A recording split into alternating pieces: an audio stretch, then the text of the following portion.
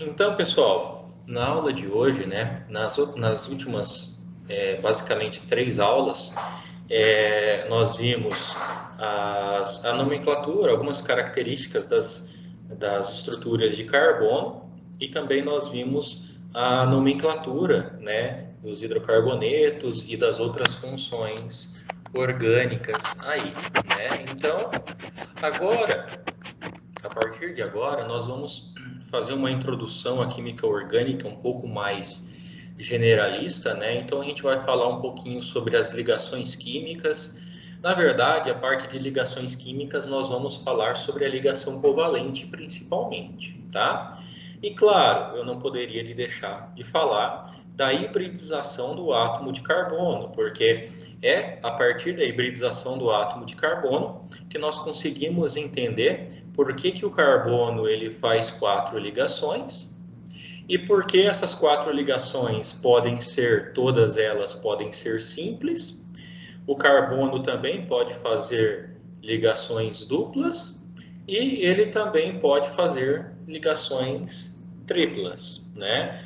Lembrando que eu já comentei aqui para vocês, depois eu vou comentar mais para frente, apesar de fazer 4 ligações simples, isso aqui é assumir forma de um tetraedro, tá?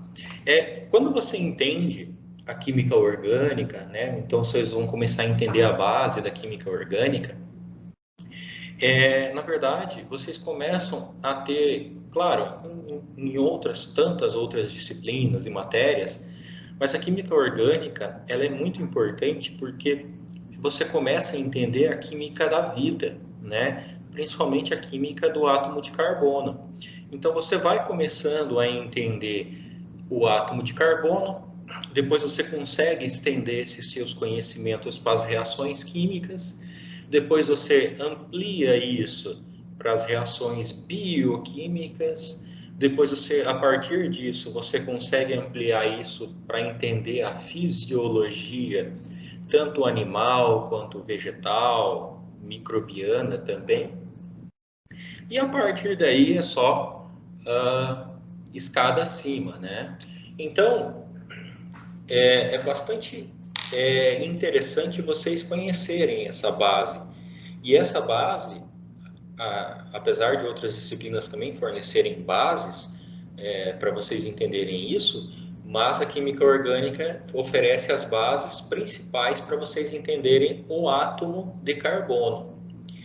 Então, quando a gente entende as ligações, a natureza das ligações químicas, a estrutura molecular e como isso afeta a vida, nós começamos a pensar em algumas coisas, desde questões muito vastas e muito grandes, até questões bem específicas, que esse entendimento básico pode fornecer para vocês.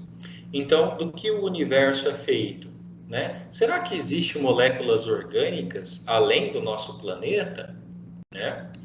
Como o seu corpo funciona? Então você entende as ligações químicas e você entende a bioquímica de todos os processos conhecidos no nosso corpo. Por exemplo, qual é a composição da roupa que você usa, né? Será que é uma roupa de algodão, algodão, seda, que são proteínas que têm ligações carbono-carbono, né? Qual é a diferença que um grupo metila pode fazer?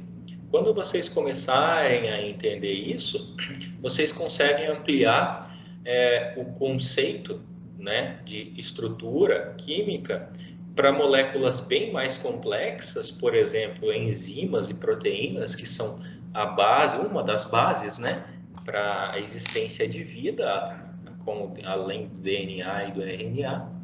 E também questões mais complexas, né? O corpo humano, a vida na Terra, ou até mesmo compostos orgânicos extraterra, né? Ou extraterrestres. Então, a complexidade estrutural das moléculas orgânicas é bastante grande, né? Então, a gente pode começar com uma molécula orgânica muito simples, como o metano, que ele é um componente do gás natural, ele é um componente também da degradação de organismos vivos, né? Então, o metano é uma das moléculas orgânicas mais simples que existem, tá? Um carbono na sua geometria tetraédrica com 4 hidrogênios ligados a ele.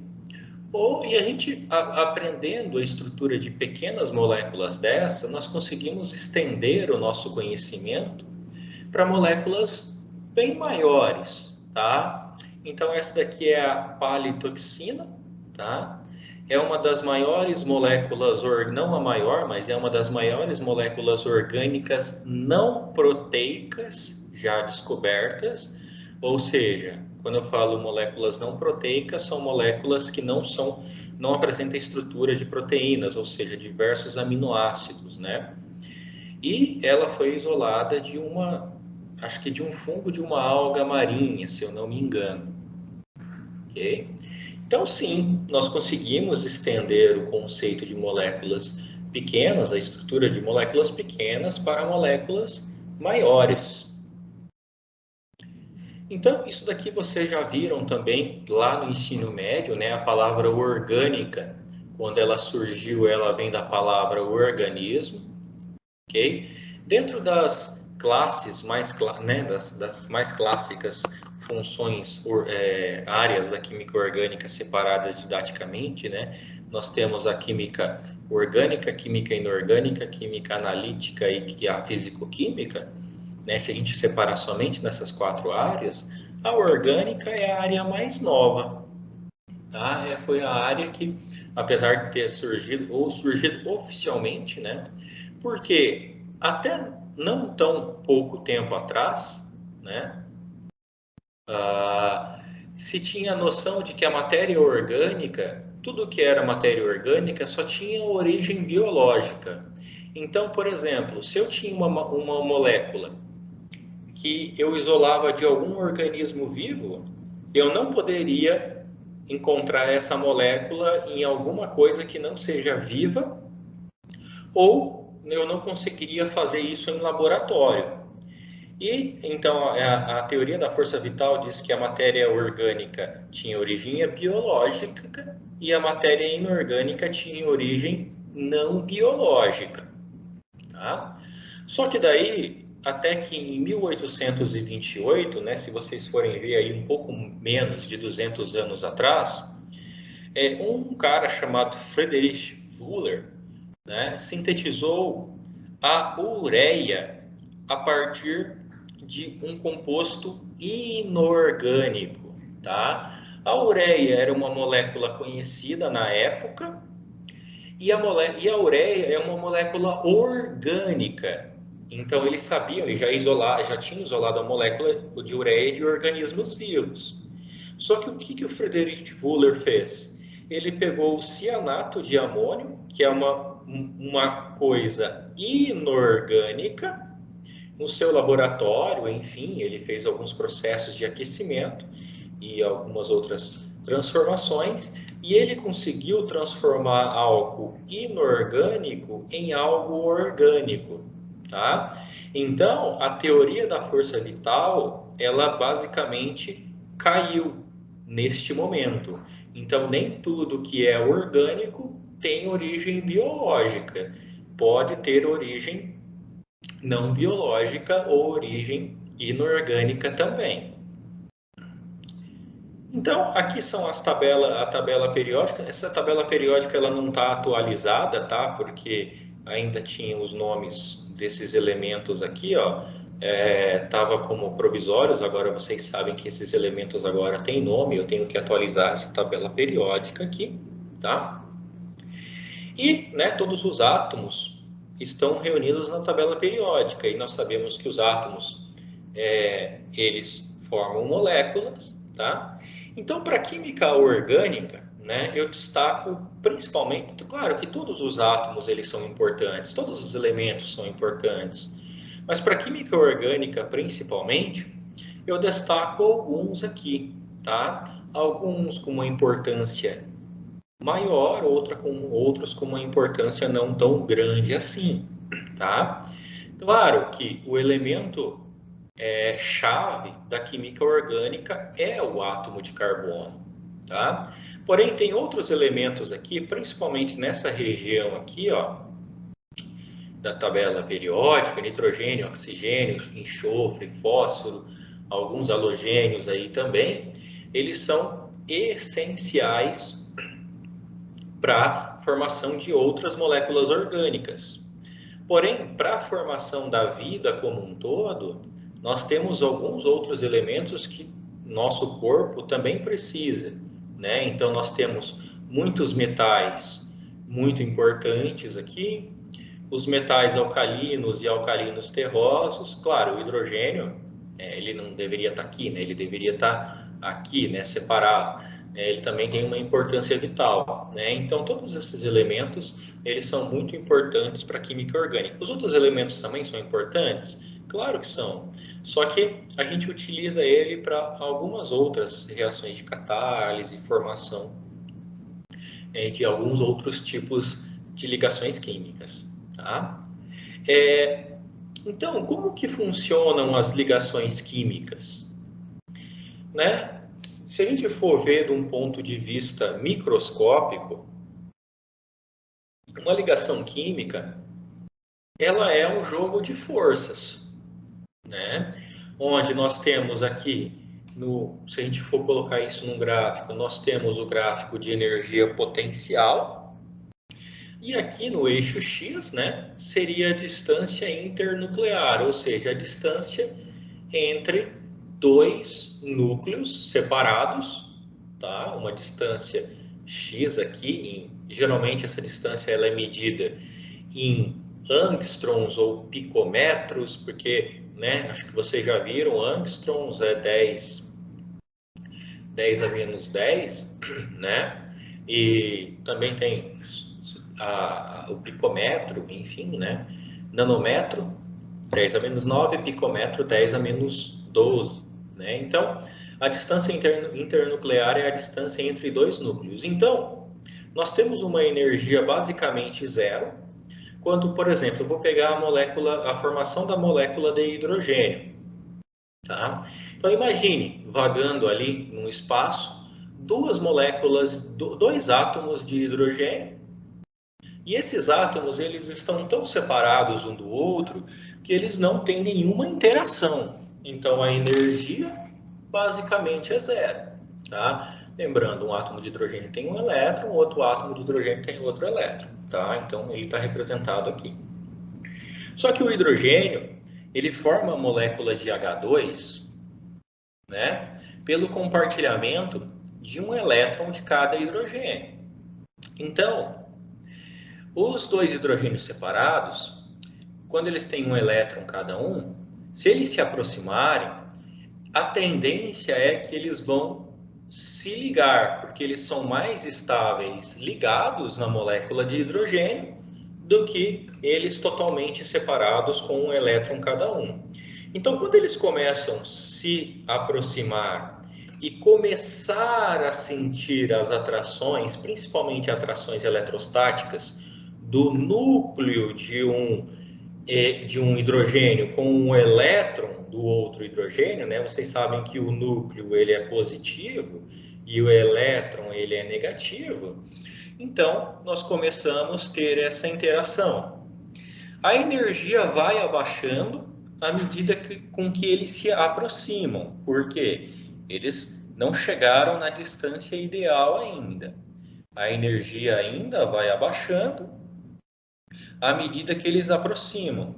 Só que vai chegar um ponto que a energia vai ser a menor possível, tá? Nós chamamos isso, né, de o ponto de energia mínima, né? Então, isso daqui é a energia mínima. Ok? O que é essa energia mínima? O hidrogênio que tem um elétron e o outro hidrogênio que tem outro elétron aqui, e claro, vocês sabem que os núcleos de cada hidrogênio tem um próton, né? Então, o núcleo ele é positivo, o elétron é negativo, o outro elétron é negativo e o outro núcleo é positivo. Esse ponto de energia mínima é quando o equilíbrio da força eletrostática, ela chega num ponto ideal, onde a atração de um núcleo para um elétron se equipara, né, à repulsão elétron-elétron e também a repulsão núcleo-núcleo. Então, nós temos a atração de um núcleo com um elétron, a atração do outro núcleo com outro elétron. São forças atrativas. Só que nós também temos as forças repulsivas, que são as repulsões elétron-elétron e as repulsões núcleo-núcleo. Quando essas energias de atração e de repulsão elas se equiparam, nós chegamos num ponto de energia mínima. Aí, no caso para o hidrogênio, né, aproximadamente menos 104 quilocalorias por mol. Aí vocês podem estar se perguntando, professor, mas e se acontecer da gente continuar aproximando esses dois átomos de hidrogênio? Agora a energia começa a aumentar.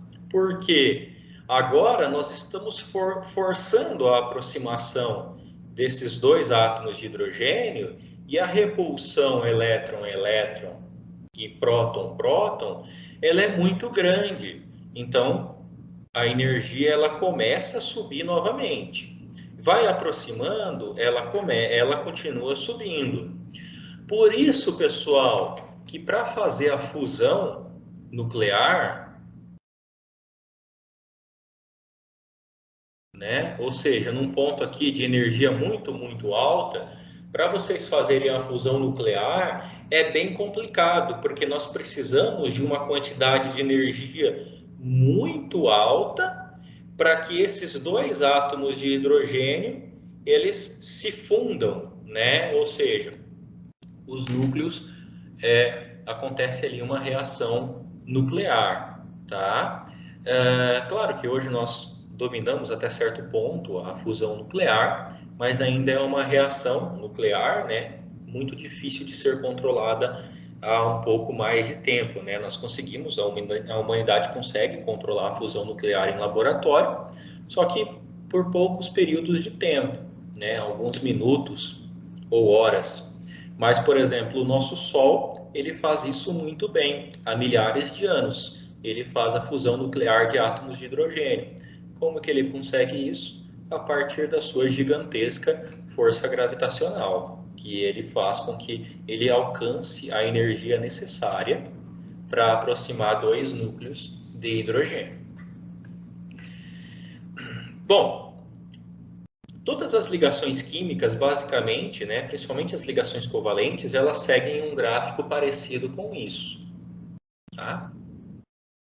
Agora, né, fazendo uma lembrança aí para vocês, né, vocês já viram a regra do octeto, né, a ligação covalente, ligação iônica, ligação metálica, né. Vocês também já viram a distribuição eletrônica, né, um S2, 2S2, 2P6 e assim sucessivamente, né. Bom, o nosso foco inicial aqui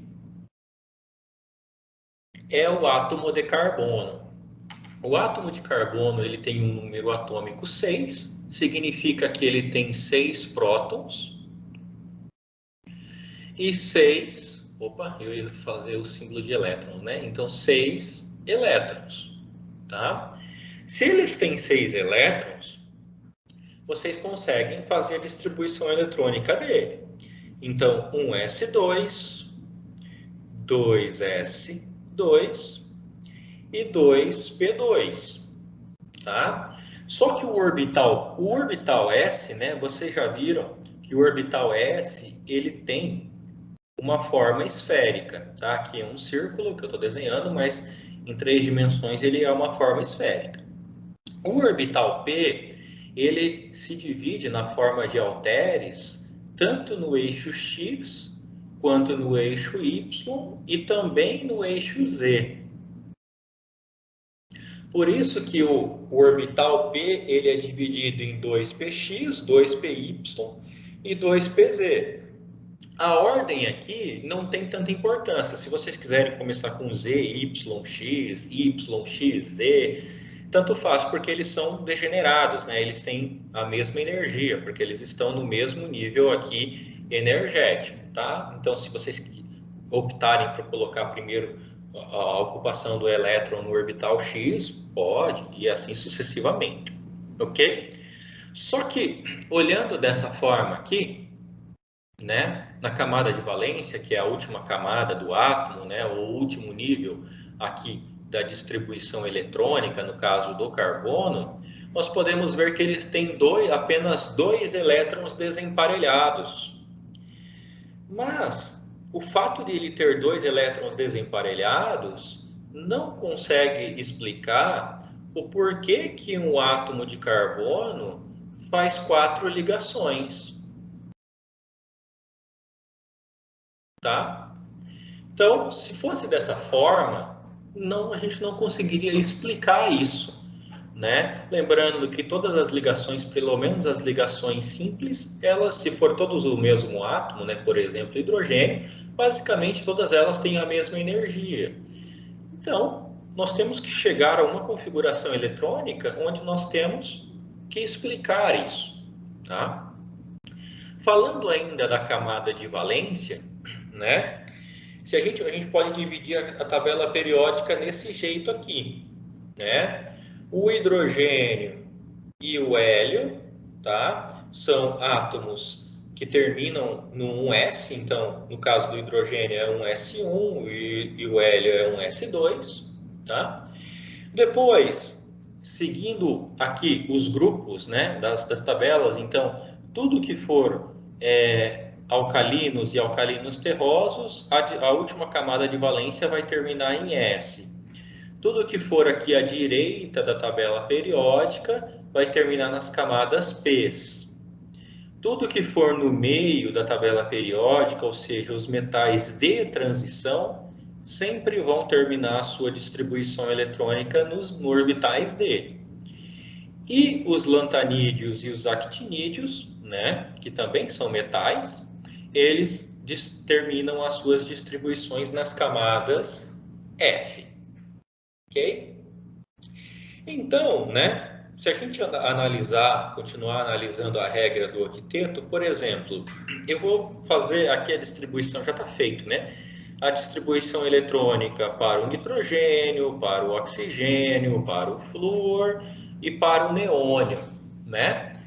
O nitrogênio tem 7 elétrons, então 1s2, 2s2, 2p3, né? Seguindo lá a regra de Hund, vocês têm que sempre colocar os elétrons desemparelhados e depois voltar emparelhando, né? Então, por isso que tem um elétron aqui em cada orbital, tá? A distribuição eletrônica desse jeito que tá para o nitrogênio consegue explicar o fato do nitrogênio fazer 3 ligações. Porque, ó, nós temos 3 elétrons desemparelhados. A distribuição do oxigênio, nós acrescentamos um elétron aqui, porque é 8. Então, nós acrescentamos 3 elétrons nos orbitais P e depois nós voltamos acrescentando um elétron com um spin contrário. O oxigênio, nós sabemos que o oxigênio ele faz 2 ligações. Então, ó, nós temos 2 orbitais livres para o oxigênio completar o seu octeto e fazer 2 ligações. O flúor, né, adiciona mais um elétron, então ele só tem apenas um elétron desemparelhado, como qualquer outro halogênio. E o flúor e qualquer outro halogênio, nós sabemos que ele faz apenas uma única ligação, né, geralmente. Então, também consegue explicar. E o neônio, né, que é um dos gases nobres, ele tem a camada de valência completa, tá? 8 elétrons. Então, geralmente, o neônio, ele não faz nenhuma ligação química. Agora eu quero fazer um parênteses aqui. Existem compostos de neônio? Existem, sim. O neônio faz alguma ligação, só que em condições muito, muito específicas, em condições bem extremas, tá? Mas vamos assumir aqui que o que vocês aprenderam até o momento, que o neônio e qualquer outro gás nobre, ele não faz nenhuma ligação química, porque ele já está seguindo a regra do octeto. E esses outros átomos aqui que eu dei exemplo, nitrogênio, oxigênio e flúor, eles precisam fazer algumas ligações químicas para completar o octeto, tá? Então, vocês sabem que a ligação covalente, né? Vocês já viram que a ligação covalente é o compartilhamento de elétrons. Ao contrário das ligações iônicas, né? As ligações iônicas, elas, né, são doação ou, né, troca, né, de elétrons, né? Perde um elétron, ganha um elétron, enfim, né? Então, as ligações covalentes ocorrem pelo compartilhamento de elétrons, tá? Para que geralmente esses átomos, eles tendem a chegar ao octeto, né? E ficar mais estáveis. Então, aqui eu dei 3 exemplos da molécula de nitrogênio, da molécula de água e de uma molécula orgânica, né? O metano, né? Então, se a gente fazer o compartilhamento desses elétrons, todos eles chegam no seu octeto, tá bom? As estruturas de Lewis, tá, pessoal? O que é a estrutura de Lewis? É algo que eu sempre bato em cima para os alunos sempre estar desenhando as moléculas na estrutura de Lewis. Por exemplo, a molécula da água, H2O. Se eu pedisse para vocês, pessoal, desenhem a geometria a estrutura da molécula de água. Vocês iam fazer, possivelmente vocês iam fazer isso aqui para mim, ou sabendo da geometria, vocês iam fazer isso aqui para mim, tá? Tá certo? Tá, né? A gente sabe que tem uma geometria angular, beleza, então a angular seria mais correta, né? Mas, quando eu falo para desenhar a estrutura de Lewis, a estrutura de Lewis, ela mostra, quando nós temos, deixa eu apagar essa aqui, quando nós temos um elétron compartilhado com outro átomo, os elétrons compartilhados, ela mostra na forma de tracinhos. Tá? Só que a estrutura de Lewis também mostra os elétrons não ligantes, tá? Os elétrons, o que é elétrons não ligantes? Os elétrons que não fazem parte das ligações químicas efetivas. Só que, ó, se a gente mostrar os elétrons não ligantes, nós conseguimos ver certinho como que o oxigênio atingiu o octeto.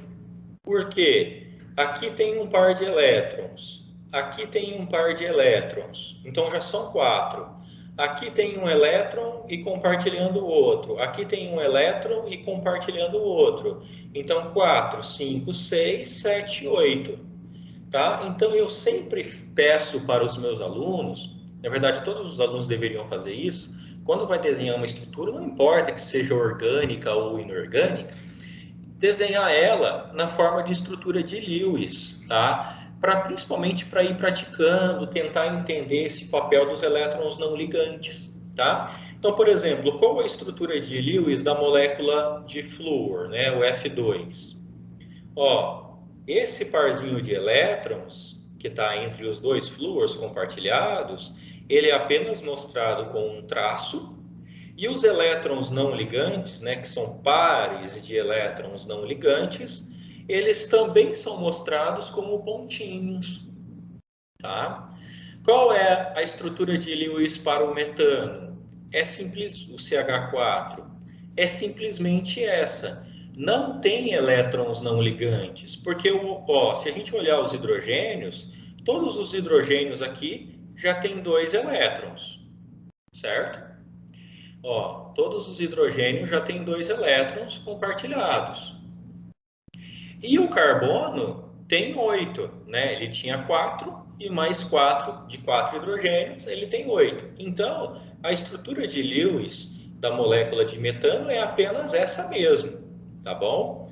Apenas essa daqui, sem nenhum elétron. Claro que ele assumiu uma geometria tetraédrica, né, pessoal? Como eu já mostrei para vocês, né? Que depois eu vou comentar um pouquinho mais para frente. E a estrutura de Lewis da molécula de água é essa daqui, mostrando os pares de elétrons não ligantes do oxigênio. Outro motivo dos elétrons não ligantes serem úteis. Por que a molécula da água ela assume uma geometria angular e não uma geometria linear? Tá?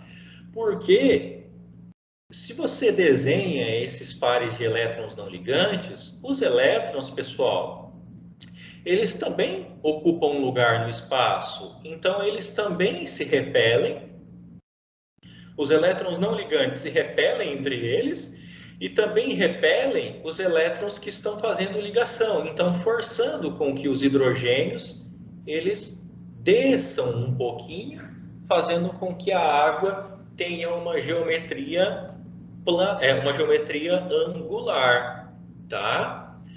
Por isso que quando você desenha isso daqui, ó, professor, mas eu desenhei dessa forma, então é uma geometria linear. No papel, né, é muito fácil da gente imaginar uma geometria linear. Só que em 3 dimensões, esses parzinhos de elétrons também ocupam um lugar no espaço.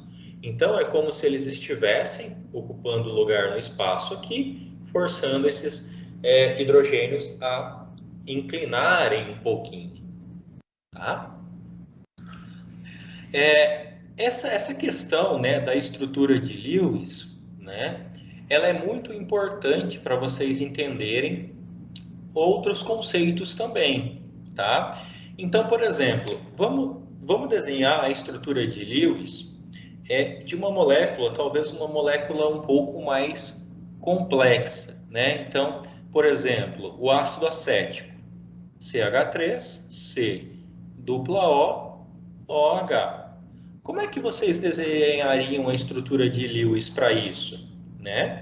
Então, CH3, C, dupla O, os dois parzinhos de elétrons não ligantes do oxigênio, O, H e os dois parzinhos de elétrons não ligantes do outro oxigênio. Se vocês quiserem colocar isso na forma de traços, vocês colocam também, tá? Ó, aqui é um hidrogênio, tá, gente?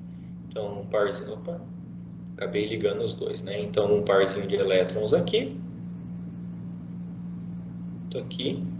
Outro aqui e outro aqui. Por que desenhar os pares de elétrons não ligantes são importantes? Por exemplo, quando você vai desenhar estruturas de ressonância, né? Vocês já viram estruturas de ressonância, né, nas outras disciplinas.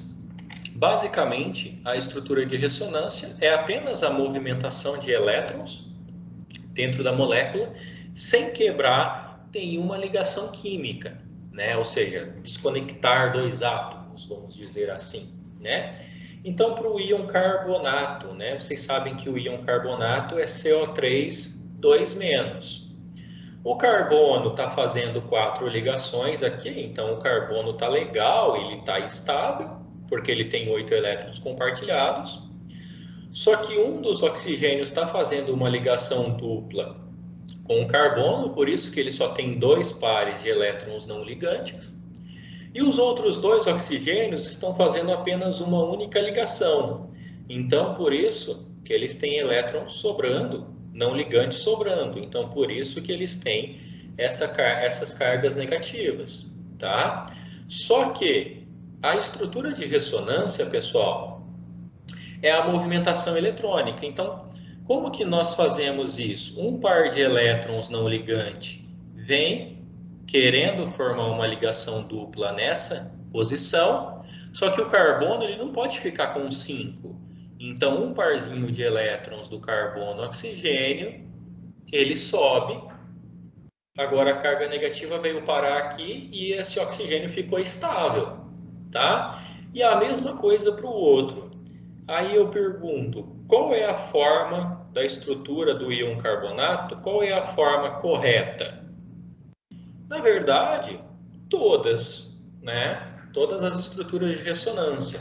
Porque, na verdade, a estrutura de ressonância seria isso daqui, né? O fluxo de elétrons entre todas as ligações químicas. Então, cada ligação química contribuía ali com 1/3, né? Então, 2/3 aqui, 2/3 aqui, 2/3 aqui, e contribuía. E dessa forma, quando você representa os tracejadinhos aqui, ó, esses tracejadinhos, significa que você está falando que ali está ocorrendo ressonância, mas você não sabe exatamente onde está a carga negativa. Quando você não sabe exatamente onde está a carga negativa, geralmente a gente coloca isso entre colchetes e fora do colchetes nós colocamos a carga negativa. Tá? Eu estou dizendo que o íon carbonato tem a estrutura de ressonância com 2 cargas negativas, mas essas cargas negativas estão espalhadas na estrutura como um todo. Se a gente analisar o mapa de potencial eletrostático, tá? Isso daqui se chama mapa de potencial eletrostático, tá? Isso daqui é bem fácil de gerar com alguns softwares, né? Inclusive na disciplina de química computacional eu ensino vocês gerarem esses mapas de potenciais eletrostáticos. Vocês podem ver que as cargas elas estão bem distribuídas. Resumindo, o potencial eletrostático, onde está mais vermelho, tem maior concentração de elétrons, e onde está mais verde, tendendo a ir para o azul, tem menos elétrons. Então, aqui, nós sabemos que o oxigênio ele é mais eletronegativo que o carbono. Então, por isso que os elétrons, eles tendem a ir mais para o oxigênio. Por isso que os oxigênios têm a corzinha aqui vermelha. Né? E o carbono lá no meio, né, ele está, né, doando ali elétrons para os oxigênios, tá? Se a gente for ver isso de forma transparente, seria mais ou menos isso aqui, mas é bom vocês olharem em 3 dimensões. A mesma coisa acontece com o benzeno, né? O benzeno é o exemplo mais clássico de ressonância que nós aprendemos. Nós sabemos que esses elétrons, eles se movimentam dentro do anel aromático, tá? Então, essas duas estruturas, elas estão corretas para o benzeno. Então, quando eles se movimentam, na verdade, o correto não, né? A gente coloca esse círculo aqui no meio, que representa a movimentação. Quando nós geramos o mapa de potencial eletrostático, nós vimos que esses elétrons aqui, ó, dessas ligações π, eles realmente estão aqui, ó, no centro da molécula, né, ali dentro do anel, fazendo com que os hidrogênios, ó, cada pontinho desse é um hidrogênio, fazendo com que os hidrogênios eles estejam com menos elétrons, né? Se a gente olhar na tabela periódica, logicamente, o carbono ele é um pouco mais eletronegativo do que o hidrogênio. Então, o fluxo de elétrons aqui é neste sentido. Outra molécula clássica também para ressonância é o ozônio. O ozônio ele é uma molécula, o O3, é uma molécula neutra, né? Se a gente olhar o ozônio, do jeito que ele está, é uma molécula neutra. Só que, na verdade, ela é uma molécula dipolar. O que é uma molécula dipolar? Tem uma carga positiva e uma carga negativa na mesma molécula, só que como é uma positiva, né, uma carga positiva e uma negativa, elas acabam se anulando. Então, por isso que quando a gente representa o O3 dessa forma, ele é neutro. Só que o O3, na verdade, como tem um oxigênio aqui fazendo 3 ligações, ele tem uma carga positiva. Como tem um oxigênio fazendo apenas uma ligação, ele tem uma carga negativa. O que é essa carga positiva e a carga negativa quando a gente desenha as estruturas de Lewis? Né? Significa que na carga negativa nós temos elétrons sobrando, no oxigênio neutro está tudo certo, e no oxigênio com carga positiva nós apenas temos um único par de elétrons. Tá? Como que nós transformamos isso na outra estrutura de ressonância? Né? O, dupla O. E aqui uma carga negativa. Como que nós transformamos isso? Deixa eu só mudar de cor aqui. Um parzinho de elétrons não ligantes desse oxigênio com carga negativa vem formando uma ligação dupla aqui, tá? Só que esse oxigênio ele já está com uma ligação a mais, ele não pode ficar com mais uma a mais, então esse parzinho de elétrons aqui vai para o oxigênio, gerando agora essa carga negativa. Só que o oxigênio central, ele sempre vai ficar com uma ligação a mais. Então, por isso que ele tem uma carga positiva, está faltando ali, né? Ele está doando elétrons a mais, então tem carga positiva. E os oxigênios dos cantos do ozônio têm carga negativa, né? Um, pelo menos. E por que que ele apresenta uma geometria angular? Olha o ângulo aqui, ó, 116,8 graus. Vocês estão vendo esse elétron, esse par de elétron não ligante aqui do átomo central? Ele ocupa espaço também. Então ele faz com que jogue, né, falando de uma forma simples, esses oxigênios para baixo, gerando um determinado ângulo aqui que não é linear, é um ângulo, né, nesse caso aqui de quase 117 graus, tá bom? Então, por isso que é muito importante vocês estarem entendendo a estrutura de Lewis, tá? Os elétrons não ligantes, para estudar a geometria molecular. Então, né, vocês já ouviram falar na VSEPR, né? Não sei exatamente quem que falou isso para vocês, mas basicamente é a teoria da repulsão dos pares de elétrons da camada de valência, né? Então, com a teoria da repulsão dos pares de elétrons de camada de valência, nós conseguimos entender por que a molécula de água apresenta uma geometria angular e não uma geometria linear. Porque esses elétrons na última camada, eles forçam com os ligantes para baixo, gerando um ângulo de, né, menor do que 180 graus.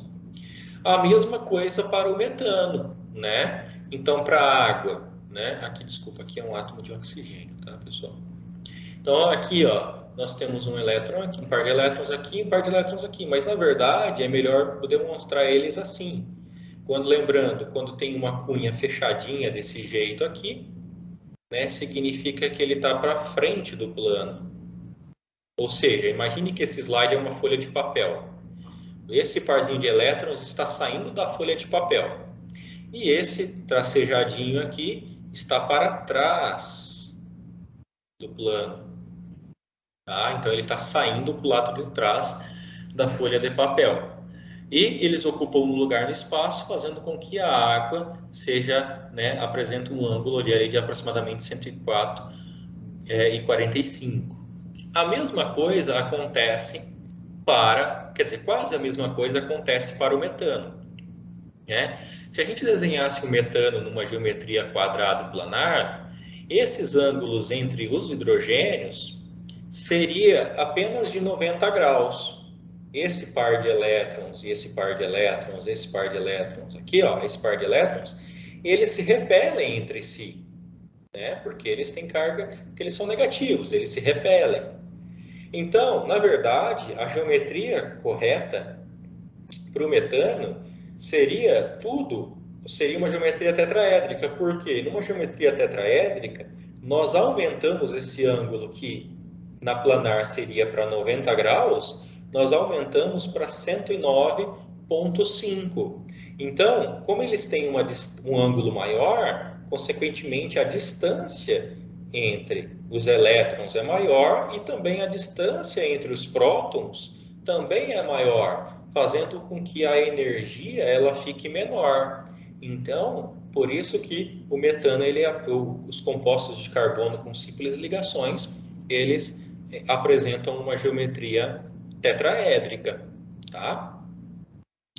Então, quando você desenha as estruturas de Lewis e sabendo que os elétrons não ligantes, ó, por exemplo, da água aqui, ó, os elétrons não ligantes, eles ocupam um lugar no espaço, pessoal, nós conseguimos prever algumas geometrias moleculares, né? Só de você desenhar a estrutura de Lewis da molécula, você consegue prever algumas geometrias moleculares. Ah, como assim? Então, por exemplo, a amônia, né? O nitrogênio, ele segue a regra do octeto, então tem que ter 8 elétrons. Aqui tem um par, aqui tem outro par e aqui tem outro par. Só que daí ele teria 6, então tem mais um par de elétrons não ligantes aqui.